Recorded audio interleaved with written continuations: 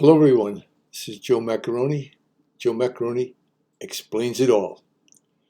This is Macaronisms number 3. It's about made-up words, malapropisms, and a Chinese buffet. They don't all really correspond, they don't go together. Just things that I know of, things that happen, things I thought I'd share with you. So let's talk about made-up words first. Now, we probably all know people who have words they make up, and they don't sometimes make any sense. But sometimes the words they make up have sense to them or to others. My father did a great job with make-up words. Let me tell you about a couple of them, that I remember. This is when he could not remember things, where something was or what it was called. He had words for that. So maybe you know what I mean. Let's see.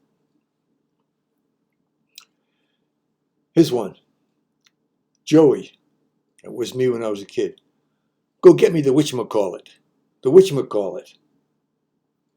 Another one he had. I can't find the whoosy watchet. I can't find the whoosy watchet. Another one he had. You know what I mean. The what do you call it? The what do you call it? The sad thing is, my mother and I knew what he was talking about. After a while, you knew what a whatchamacallit was and a what do you call it and a whoosy watchet, and you knew exactly where to go find them. Anyway, speaking of words, I had a friend who was the master of malapropisms.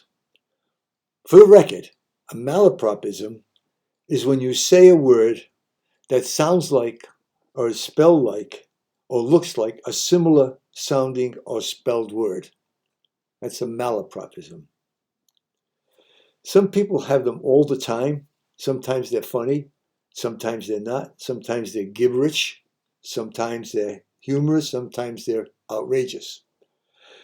Now, my friend here was the master of malapropisms. He truly was.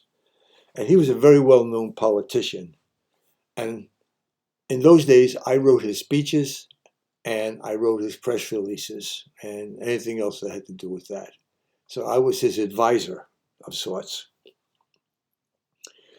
Okay, so anyway, he had a lot of speaking engagements. And this one particular speaking engagement, he was speaking before a club, a civic club in the city where we lived.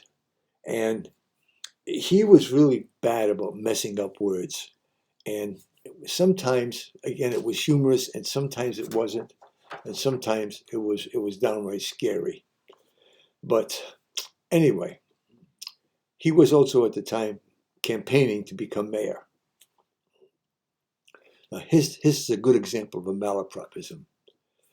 He's appearing at this organization's luncheon, and he's giving a talk in general about the status of the world and our city and stuff like that. And I had put in there a blurb about the fact that there had been, at this time, this was when Jimmy Carter was president back there in the 80s, that the U.S. Embassy in Iran was invaded, and many people who worked in the embassy were taken prisoner and kept prisoner for a very long time. And it was an outrage in our country.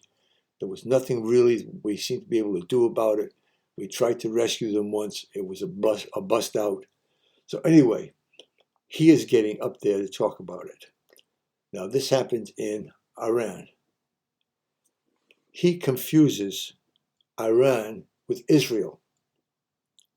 And he starts talking about how bad Israel is, and why did Israel do this, and why are they taking our people hostages, and why did they invade the American embassy? And he goes on and on with his speech and talks about his indignation and his support of the hostages. However, he's always emphasizing Iran. He says Israel instead of Iran. So many in the group were very upset, and especially those who are Jewish. From the back of the room, I was waving frantically, Stop, stop, stop. Nope, he didn't get it. He kept going on and on. Anyway, he finally finished at condemning Israel. Well, we don't know what they did to him, but he did lose the election. Okay, so the other thing I wanted to mention to you was I was invited to a Chinese buffet the other night. Have you ever been to a Chinese buffet? I mean, I was blown away. I was amazed at the amount of food. It was like unbelievable. And as you know, it's a set price. Now, as it turns out, there are a lot of people there. And I'm watching them eat, and they're going up time after time after time, filling their plates with food. And I'm saying to myself, where in the hell are they putting it? I can't eat that much.